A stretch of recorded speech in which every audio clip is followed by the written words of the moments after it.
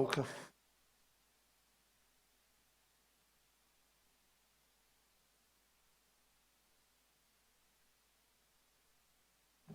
Poštovani potpredsjedniče Hrvatskog sabora, poštovane zastupnice i zastupnici, poštovana predsjednice Povjerenstva za odlučivanje o sukobu interesa, poštovani članovi Povjerenstva za odlučivanje o sukobu interesa i poštovani predstavniče Vlade. Naravno da nakon ovoga što se dogodilo nema nikakvog smisla sudjelovati više u raspravi o Izvješću Povjerenstva za sukob interesa za 2019., 2020. i 2021. godinu, stoga ću ostalo vrijeme koje imam na raspolaganju sukladno Poslovniku provesti šuteći za govornicom u znak prosvjeda protiv gušenja demokracije i silovanja procedure, neodgovora Odbora za Ustav, Poslovnik i politički sustav na veći broj zahtjeva, između ostalog i mojih, za tumačenje kad se oduzima riječ nakon 3 ili 4 opomene, da li se broji od početka dana ili od početka točke dnevnog reda, a kako ne bi bilo dosadno ja ću još malo to začiniti sa muzičkim brojem da se svi prepoznaju koje treba. Pjesma je Chicago od Jure Stublića. Hvala.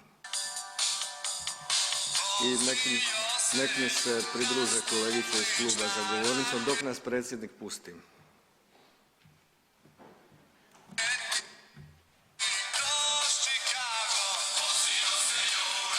Molim vas, nemate se pravo. Gospodine Bauk, vi imate riječ, nemaju vaši zastupnici. Molim vas da se maknete na mjesto.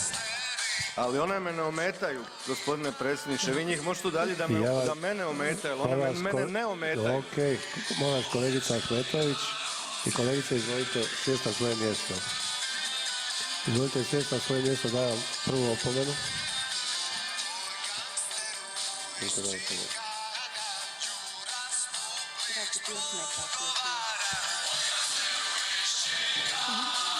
Dajem vam drugu opomenu. Njima, koje tebe ometaju. Dajem vam treću opomenu. Gubite pravo. Dajem vam četvrtu opomenu. Izričem vam mjeru udaljenja sa sjednice. Sukladno članku 291 stavak 3 izričem vam mjeru udaljenja sa sjednice u reklitom trajanju. Njima ne, vi ste okej. Pauza 5 minuta, molim vas tražim da maknete zastupnike koji ometaju rad zastupniku Bauku.